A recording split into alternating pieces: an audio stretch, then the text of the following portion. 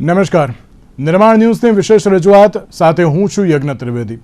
દર્શક મિત્રો, આજે નિર્માણ ન્યૂઝની વિશેષ રજૂઆતમાં ચર્ચા વિચારણા કરવાની છે પ્રજાસત્તાક પર્વ એટલે કે ગણતંત્ર પર્વની આજે ઉજવણી જે અત્યારે સમગ્ર ભારતભરમાં કરવામાં આવી રહી છે તેને લઈને. પણ દર્શક મિત્રો, આ ગણતંત્ર દિવસની ઉજવણી, આ પ્રજાસત્તાક પર્વની ઉજવણી કયા કારણોસર થઈ રહી છે તે પણ આપણે જાણવું પડે ને આજે. અને આજનો જે આ મહત્વનો દિવસ છે કે 26મી જાન્યુઆરી 1950ના રોજ જ્યારે બંધારણ અમલમાં આવ્યું હતું કે તમામ લોકોને ખબર પડી કે એના તેમના હક ફરજ અત્યારે તો શું છે, અને સાથે સાથે અત્યારે તો લોકોને ખબર પડી કે ના અમારું બંધારણ શું છે તેમ. ત્યારે આજના જ આ મહત્ત્વના દિવસને લઈને ચર્ચા વિચારણા પણ કરવી છે, અને ચર્ચા વિચારણા કરવા માટે અમારી સાથે જોડાઈ ગયા છે ડૉક્ટર વિકલ્પ કોટવાલ કે જેઓ બંધારણ વિશેષજ્ઞ છે, અને સાથે સાથે ડૉક્ટર રાજેન્દ્ર શુક્લ કે જેઓ વરિષ્ઠ ધારાશાસ્ત્રી છે. જે આ બંનેનું સૌથી પહેલાં તો સ્વાગત છે. રાજેન્દ્રભાઈ, શરૂઆત આપનાથી કરું છું. સૌથી પહેલાં તો આજે પ્રજાસત્તાક પર્વ છે. આજે સૌથી પહેલાં આપ પ્રજાસત્તાક પર્વને લઈને આપની એક ટૂંકમાં પ્રતિક્રિયા આપજો. છે કે આ બંધારણને આપણે સ્વીકાર્યું, આપણે એડોપ્ટ કર્યું, પણ એનું ઇગ્નોરન્સ છે, મતલબ એનું બહુ જાહેર લોકોને જ્ઞાન નથી, અને બીજું અમલીકરણ ઓછું છે. ભારતના બંધારણના અમલીકરણ માટે કોર્ટો છે, હાઈકોર્ટો છે, કોન્સ્ટિટ્યુશનલ રાઇટનો ભંગ થાય તો કલમ 226, 27 રેમેડી છે, હ્યુમન રાઇટ કમિશનો છે, પણ છતાં પણ માનવ અધિકારો અને ભારતના બંધારણના હક્કો એની બહોળી માહિતી પ્રજાજનોને ગ્રાસરૂટ લેવલ પર નથી. તમે કોઈ ગામડામાં જઈને પૂછી જુઓ, અમરેલીના રાજુલાની જોડે નાના ગામમાં, કે તમે બંધારણ વિશે શું જાણો છો, અથવા બંધારણ તમને કયા હક્કો આપે છે, તો એના માટે ઇગ્નોરન્સ છે. બીજી વસ્તુ કે બંધારણના હક્કોનો ભંગ થાય એટલે ખરેખર તો આપણે બધા એજ્યુકેશનની અંદર જે ઉચ્ચતર માધ્યમિક શિક્ષણ છે 8, 9, 10 અથવા 11, 12, એમાં કોન્સ્ટિટ્યુશનનો 50% સબ્જેક્ટ રાખવો જોઈએ. અને આપણે બધા રૂટીનમાં બંધારણના હક્કોનો ભંગ કરીએ છીએ. હું મારે ત્યાં નોકર હોય અથવા મારી પત્ની હોય કે મારા મા બાપ હોય, હું એમની સાથે વર્તું તો મને ખબર હોય છે કે હું જેવો નાગરિક છું એ મારી પત્ની પણ નાગરિક છે, કચરો વાળનાર બેન પણ નાગરિક છે, અને સમાન અધિકાર છે. આર્ટિકલ 14 થી 18 સમાનતાની વાતો કરે છે, 19 વાણી સ્વતંત્રની વાતો કરે છે, આર્ટિકલ 20 પોલીસને લગતો છે, પણ આર્ટિકલ 21 જીવન જીવવાનો અધિકાર આપે છે. એટલે બધા અધિકારોની આપણે વાતો કરીએ, આપણે પણ એનો અમલમાં ઓછા છીએ, અમલવારી ઓછી છે. એટલે હું એવું ઈચ્છું છું કે એની એક તો ઇગ્નોરન્સ ના રહે, બધા એને જાણે, સમજે અને એનું અમલીકરણ થાય. એ અત્યારનો સમય છે. તમે વિચાર કરો, બંધારણ ક્યારે અમલમાં આવ્યું? 50માં, 1950. એટલે અત્યારે 76 વર્ષ થયા કે ના થયા? આજે 77મું આવશે, બરાબર. પણ એના પ્રમાણમાં આપણી પાસે આપણી જે પ્રજા છે, બિહારના ગામડામાં પૂછો, રાજસ્થાનમાં પૂછો, તો લોકો જાણતા નથી, એનો અમલ નથી. એટલે ખરેખર તો ગ્રામ સભાઓ થવી જોઈએ, ગામડામાં કોન્સ્ટિટ્યુશન સમજાવવું જોઈએ, અને પોતાના હક્કો માટે લોકોને લડવા માટે તૈયાર કરવા પડે. એવા એનજીઓ જોઈએ કે જે અમુક વખતે એના હક્કો માટે, હક મળે, મહેનત કરે, લડે.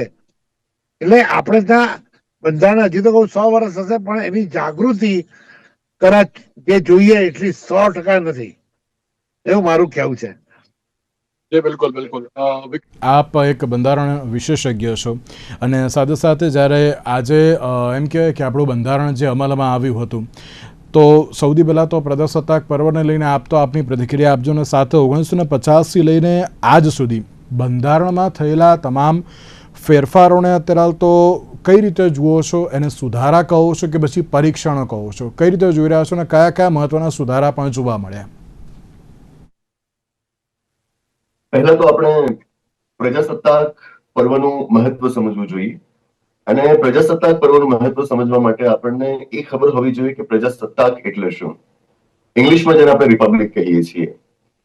મજાની વાત એ છે કે ભારતના બંધારણના આમુખમાં એટલે કે એની પ્રસ્તાવનામાં કહેવાયું છે કે આપણે ભારતને એક લોકતાંત્રિક પ્રજાસત્તાક બનાવવાનું છે. હું કહીશ કે સામાન્ય વ્યક્તિ જયારે બંધારણ વિશે વાંચે ને, તો એને સવાલ થવો જોઈએ કે અહીંયા આગળ લોકતંત્ર લખાયેલું છે અને પ્રજાસત્તાક પણ લખાયેલું છે. તો આ બે શબ્દો કેમ? સામાન્ય રીતે લોકતંત્ર એટલે લોકોથી ચાલતું તંત્ર અને પ્રજાસત્તાક એટલે કે જ્યાં લોકોના હાથમાં સત્તા હોય. મોટાભાગના લોકોના બે સમાનાર્થી શબ્દો લાગતા હોય છે, પણ વાસ્તવમાં બંનેમાં બહુ મોટો ભેદ છે. લોકતંત્ર આપણે બનાવવું હતું, પણ એ લોકતંત્રની અંદર સામાન્ય રીતે જે બહુમત ધરાવતા લોકો છે એ લોકો પોતાનું વર્ચસ્વ સ્થાપિત કરતા હોય છે. આનાથી થાય કે લઘુમતીઓના અધિકારોનું રક્ષણ ન થાય, વંચિતો શોષિતો એ હાંસિયામાં ધકેલાતા જાય. એટલા માટે આપણા બંધારણના ઘડવૈયાઓએ પસંદ કર્યું કે આપણે માત્ર લોકતાંત્રિક નહીં બની, આપણે પ્રજાસત્તાક બનીશું. પ્રજાસત્તાક શબ્દનો અર્થ એ થાય છે કે જ્યાં તમારી જે સરકાર છે, જેને તમે ચૂંટી છે, એ સરકાર વ્યવસ્થાને સંભાળશે, પણ એના અધિકારો અમર્યાદિત નહીં હોય, એની સત્તાઓ સીમિત રહેશે. વ્યવસ્થાને એ ઢંગે ચલાવવામાં આવશે કે જ્યાં બહુમત એ લઘુમતને કચડી ન નાખે. આ વિચાર છે પ્રજાસત્તાક શબ્દ પાછળનો. તો 15 ઓગસ્ટ 1947 ના દિવસે આપણે આઝાદ તો થઈ ગયા હતા, પણ પ્રજાસત્તાક નહોતા બન્યા. અને પ્રજાસત્તાક આપણે બન્યા 26 જાન્યુઆરી 1950 ના દિવસથી, કે જ્યારે ભારતનું બંધારણ અમલમાં આવ્યું. હું માનું છું કે જેટલી મારી સમજ રહી છે અને જેટલું એક્સપોઝર રહ્યું છે, સામાન્ય રીતે લોકો 15 ઓગસ્ટ અને 26 જાન્યુઆરી વચ્ચે આ ભેદ નથી કરી જાણતા. એમના માટે બંને આઝાદીના દિવસ છે. તો આ ન હોવું જોઈએ. એમને ખબર હોવી જોઈએ કે 26 જાન્યુઆરી 1950 ના દિવસને આપણે શા માટે આટલું યાદ રાખીએ છીએ અને કેમ દર વર્ષે આ દિવસને આપણે ઉજવતા રહીએ છીએ. આપણે વાત કરી પાછલા 76 વર્ષની સફરની, કે આ દરમિયાનમાં થયેલા સુધારા, એને આપણે સુધારા તરીકે જોઈએ કે પછી બીજા કોઈ દ્રષ્ટિએ પરીક્ષણ તરીકે જોઈએ. હું આપણે ખાલી એક દાખલો આપવા માંગીશ કે સ્કોલર્સ, મોટા મોટા અભ્યાસુએ લેખિત બંધારણો અલગ અલગ દેશોમાં કેટલું આયુષ્ય ભોગવતા હોય છે એનો એક સરસ મજાનો અભ્યાસ આવ્યો. અને અભ્યાસના અંતે એમણે આપણને જણાવ્યું કે સામાન્ય રીતે લેખિત બંધારણો એ સરેરાશ 17 વર્ષથી વધારે નથી ટકતા. 17-18 વર્ષમાં તો એ લોકો બંધારણને બદલી નાખતા હોય છે. ભારતનું બંધારણ છેલ્લા 76 વર્ષથી લાગુ છે, અને હજુ હું કહીશ કે આવા બીજા કેટલાય 76 વર્ષ આવવાના છે. આ સૂચવે છે કે સમયની કસોટી ઉપર ખરું ઉતર્યું છે. સમયની માંગ પ્રમાણે સામાન્ય વિગતોને આપણે બદલવાની જરૂર પડે, અને એ કામ છેલ્લા 76 વર્ષમાં આપણે કર્યું છે. પણ વ્યાપક રીતે જોતા ભારતના બંધારણે પોતાની જાતને એક સક્ષમ બંધારણ તરીકે જે પુરવાર કરી છે, એ હું કહીશ કે વિશ્વ આખામાં અજોડ છે. અને એટલા જ માટે એ 26 નવેમ્બરનો દિવસ હોય કે આવો 26 જાન્યુઆરીનો દિવસ હોય, આપણે બધાએ ભેગા મળીને ભારતના બંધારણને ઉજવવું જોઈએ. માત્ર એની વાત કરવી જોઈએ એવું નહીં, બંધારણની આપણે ઉજવણી કરવી જોઈએ.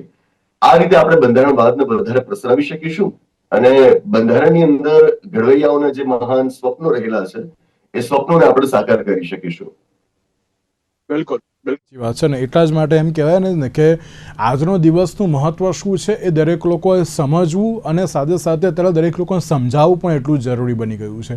કારણ કે વિકલભાઈ, તમે વાત બહુ સાચી કહી કે 15મી ઓગસ્ટ અને 26મી જાન્યુઆરી આપણે રાષ્ટ્રધ્વજ ફરકાવીએ છીએ, દરેક લોકોને કહીએ છીએ કે ના આજે આ દિવસ, પણ શું છે એની પાછળનું મહત્વ એ હજુ સુધી ક્યાંક લોકોને ક્યાંક ખબર પડતી નથી. સાથે સાથે મારે મહત્વની બાબત એ પણ અત્યારે હાલ તો જે પૂછવી છે શુક્લા સાહેબ આપને, કે આજે ઘણા બધા લોકો અધિકારો જાણે છે પણ ફરજો અત્યારે હાલ તો ભૂલે છે.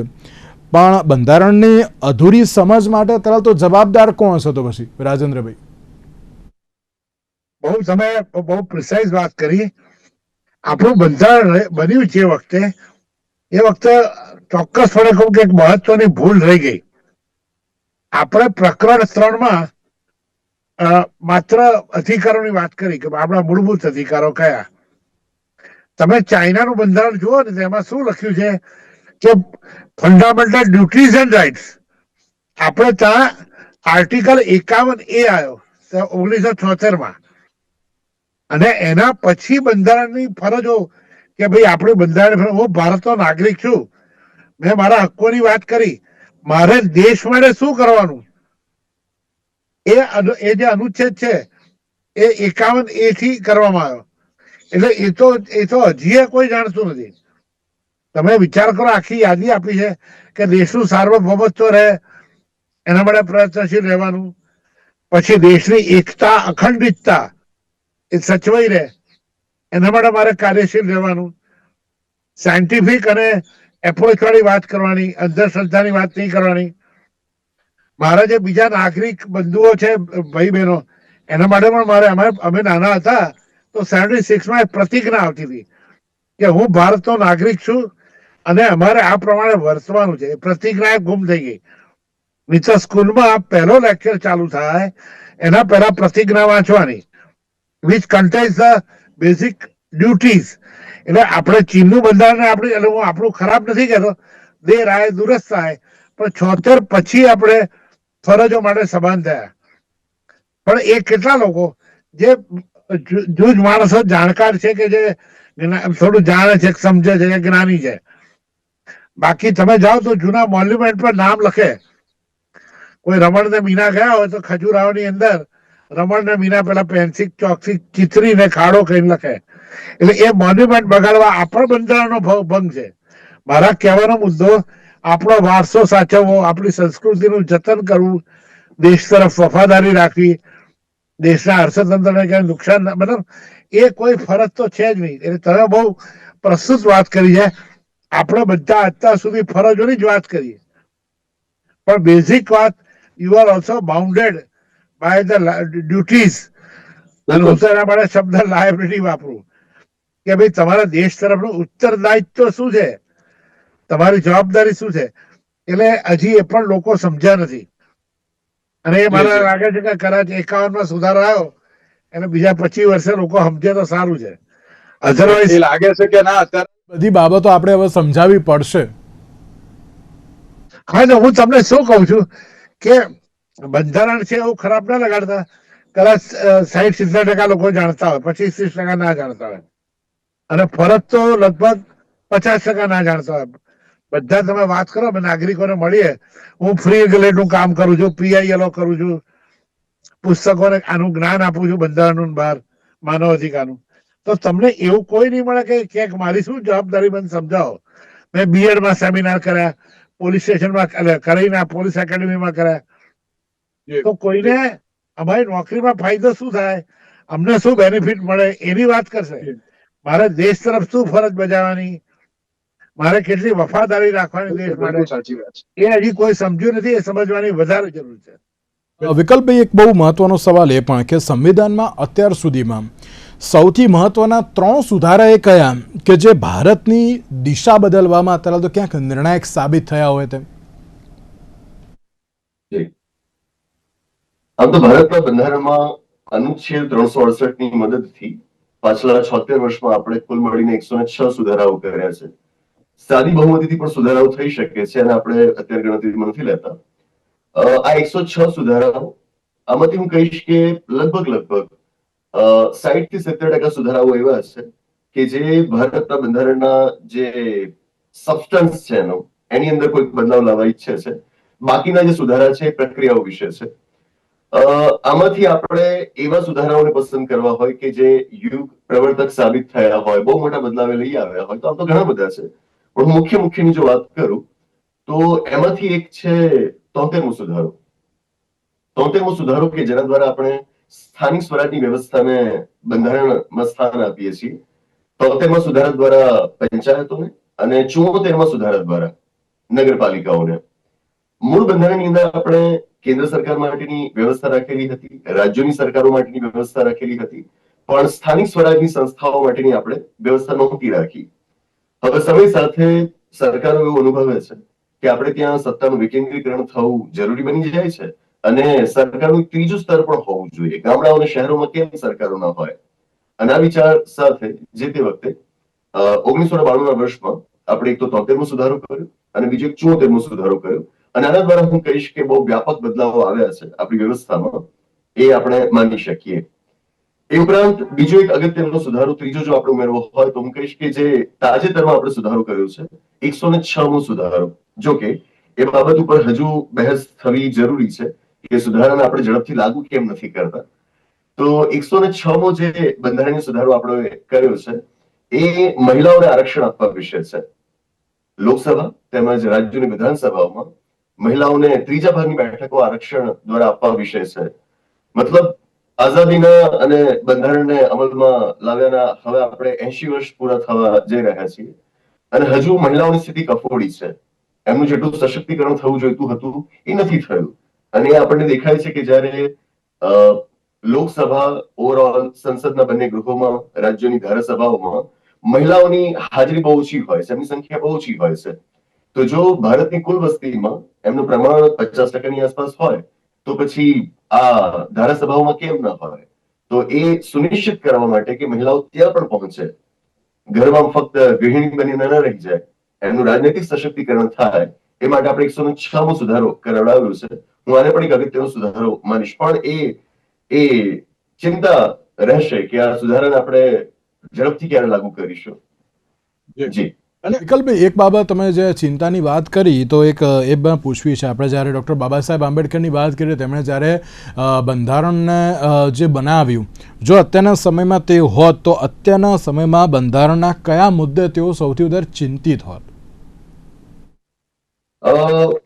બાબા સાહેબના વિચારોને આપણે વાંચીએ, જે એમના સંખ્યાબંધ ભાષણો, એમના લખાણો, એમના પુસ્તકોની અંદર રહેલા છે, બંધારણ સભાની ચર્ચાઓમાં જે બાબા સાહેબ આપણને દેખાય છે, હું માનીશ કે જો એ અત્યારે હોત તો બંધારણના અમલીકરણ બાબતે સૌથી વધારે વ્યથિત હોત. આપણી અંદર જે અત્યારે ધર્માંધતા વધી રહી છે, કે જ્યાં આગળ આપણે અસહિષ્ણુ બનતા ચાલ્યા છીએ. ભારતની અંદર મૂળ રીતે ધર્મનિરપેક્ષતાની વાત કરાયેલી છે કે આપણે બિન સાંપ્રદાયિક હોવા જોઈએ અને ધર્મના નામ પર તો આપણે ત્યાં ઝઘડા ન થવા જોઈએ. 1947માં જે થવાનું તે થઈ ગયું. પણ હવે જયારે આઝાદ એક લોકતાંત્રિક પ્રજાસત્તાક ભારત આપણે બનાવીએ છીએ, એમાં કોઈ ધર્મને વિશેષ સ્થાન હોય, કોઈનું ઓછું હોય એવું ન હોવું જોઈએ. આજે આપણે જોઈએ તો જે સંસ્કૃતિ નિર્માણ પામી રહી છે એમાં ધાર્મિકતા તો હોવી જ જોઈએ. ધર્મને આપણે સમજેલા હોઈએ એવી ધાર્મિકતા આપણી અંદર હોવી જોઈએ. પણ જે કટ્ટરપંથ હાવી થઈ રહ્યો છે, કટ્ટરતા આવી રહી છે, એ જોઈને કદાચ હું માનું છું કે આંબેડકરજી બધું વ્યથિત થાત. અને આઝાદીના આટલા સમય બાદ પણ આપણે હજુ જ્ઞાતિઓમાં વહેંચાયેલા છીએ. જ્ઞાતિ જયારે ઓછી પડતી હોય પાછા પેટા જ્ઞાતિઓમાં આપણે વહેંચાયેલા છીએ. આ ભેદભાવ હજુ ચાલુ છે. એનાથી એ ખૂબ વ્યથિત થયા હોત. અને એ જ નહીં, બંધારણ સભાના તમામ સભ્યો એનાથી વ્યથિત થયા હોત. બિલકુલ સાચી વાત છે. અને એટલા જ માટે એમ કહેવાય ને કે અમલીકરણ અને તેની સાથે જે પૂરતી સમજ એ અત્યારે લોકો કહેતો છે પરંતુ જોવા મળતી નથી. એ અત્યારે જો ના હોત ને તો એનાથી પણ ક્યાંક વધારે પડતા થોડા ચિંતિત હોત. રાજેન્દ્રભાઈ, એક બહુ મહત્વની બાબત હું આપણે એ પણ પૂછીશ કે જ્યારે બંધારણીય વિચારકો અત્યારે જે ઘણા બધા છે અને ન્યાયિક દૃષ્ટિકોણ પછી બંધારણની વ્યાખ્યા સમજવાની રીતમાં અત્યારે તો શું બદલાયું છે? સાહેબ, આપણે પહેલા વાત કરી કે અમલીકરણ. હવે મારા મિત્ર કહીને ગયા કે પેલો સુધારો આવ્યો અને સ્ત્રીઓને રિઝર્વેશન આપવાની વાત થઈ. બરાબર? તમે ગામડામાં જાઓ તો સ્ત્રીઓની સીટ હોય, સરપંચ બને, વહીવટ કોણ કરે? તો ખુરશીમાં એનો વર બેસે છે, એ વહીવટ કરે છે. બેન તો ગમે ત્યારે ઘરે રસોઈ કરતા હોય ત્યાં જઈને સહી લઈ આવવાની. તમે એ અભણ માણસોની વાત કરું, હવે ભણેલાની વાત કરું. હમણાં સુપ્રીમ કોર્ટે વકીલોના 12 એસોસિએશનો, અમારા વકીલોના મંડળોના, એમાં સુપ્રીમ કોર્ટે ઓર્ડર આપ્યો કે ભાઈ 33% રિઝર્વેશન મહિલા વકીલોને આપવું. તો 12 એસોસિએશનના બધા ઇલેક્શનો થયા પણ મહિલાઓને એટલું પ્રતિનિધિત્વ મળ્યું નથી. એ જ રીતે હાલમાં બાર કાઉન્સિલના ઇલેક્શન આવે છે. તો ખરેખર એમની સીટો અનામત રાખવી જોઈએ અને એમની જો ધારો કે ઓછા ઉમેદવાર હોય તો એમને સિલેક્ટ કરી લેવા પડે. પણ કહેવાનો મુદ્દો આપ જે કહો છો ને અમલીકરણ, એ તો બહુ મોટામાં મોટો ઇસ્યુ છે. એ પછી આ 106ના સુધારાની વાત હોય કે બીજા બધાની વાત હોય. બીજી વાત જે ભાઈએ કરી, હું કહું કે જાતીય ભેદભાવ બહુ છે. હું બ્રાહ્મણ છું તો એમ જ કહું કે હું મહાન છું, બીજા બધા નીચા છે. એ વાત ખોટી છે. All are born equal. અને કાયદો જે આર્ટિકલ 14 છે, all are equal before the law and they get equal protection of the law. એટલે તમે આ તો અમદાવાદની વાત છે, તમે બિહારમાં કે રાજસ્થાનમાં જાઓ અને ગુજરાતમાં બને છે, ઘોડા ઉપર જો પેલો ભાઈ બેસીને ગયો કોઈ દલિત સમાજનો, તો ત્યાં જો બીજા લોકો હોય તો મારે અને ઉતારે કે ભાઈ તું ચાલતો જા. તારે ઘોડા પર લગ્ન કરવા નહીં જવાનું જાનમાં. પાછા એના પોલીસ કેસો થાય અને વહેલા મોડા દબાઈને કોમ્પ્રોમાઇઝ થઈ જાય. એમાં કોઈને કન્વિક્શન થયું નથી. હું તમને આવા ઘણા કેસો બતાવું, એમાં કન્વિક્શન નથી થતું. એમાં છેલ્લે બાજુ કોમ્પ્રોમાઇઝ કરીને બધા સાક્ષીઓ ફરી જાય તો હોસ્ટેલ થઈ જાય અને વાઇન્ડ અપ થઈ જાય. એટલે હકીકતમાં આપણે બધાએ જાતે બદલાવાની જરૂર છે અને બધા સુધારા અથવા તો મૂળભૂત અધિકારોને પોતે જાતે સ્વયં ધારણ કરવાની જરૂર છે, તો જ આનો નિકાલ આવશે. બાકી તમને કીધું તો જાતિના ભેદભાવ, ઊંચ નીચના ભેદભાવ, મહિલા પુરુષના ભેદભાવ, સ્ત્રી ભ્રૂણ હત્યા ક્યાં બંધ થઈ જાય? સ્ત્રી ભ્રૂણ હત્યા પર બહુ મોટા મોટા મેં પોતે ઘણા કાર્યક્રમો કર્યા, પણ સ્ત્રી ભ્રૂણ અમે આયા હતા આમિર ખાન જોડે પેલું સત્યમેવ જયતેમાં, પણ સ્ત્રી ભ્રૂણ હત્યા આજે પણ ચાલે છે. એટલે કહેવાનો મુદ્દો શું છે, એમને તમે જન્મવાનો જ અધિકાર ના આપો, પછી મૂળભૂત અધિકાર તો જયારે આવે ત્યારે આવે જ નહીં. એટલે એમ લાગે છે કે ના ગળમૂળથી અત્યારે ફેરફારો કરવા પણ એટલા જરૂરી જોવા મળતા છે. વિકલ્પભાઈ, યુવાનોની આપણે વાત કરીએ તો યુવાનોને આપણે અત્યારે તો કહેવાય ને કે આપણે દરેક વસ્તુ શીખવાડીએ છીએ. લોકો ઘણી બધી રીતે આગળ આવ્યા છે. પ્રજાસત્તાક પર્વ શું છે, કેમ અત્યારે તો ધ્વજવંદન જરૂરી છે, ધ્વજારોહણ ક્યારે થાય, ધ્વજવંદન શું થાય, એ પણ ક્યાંક અત્યારે તો થોડું ઘણું સમજતા થઈ ગયા છે. પણ વિકલ્પભાઈ, યુવાનોને બંધારણ પ્રત્યે જોડવા માટે કાયદા નહીં પરંતુ કઈ ભાષા ને કઈ રીત અત્યારે તો જરૂરી છે કે ના એ લોકો સમજે?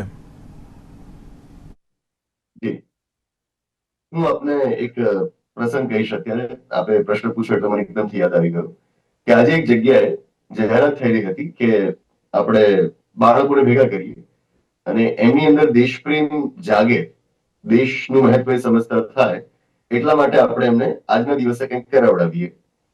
એટલે મેં જાણવા માટે ઉત્સુકતા દર્શાવી કે શું કરવાના છો આજે.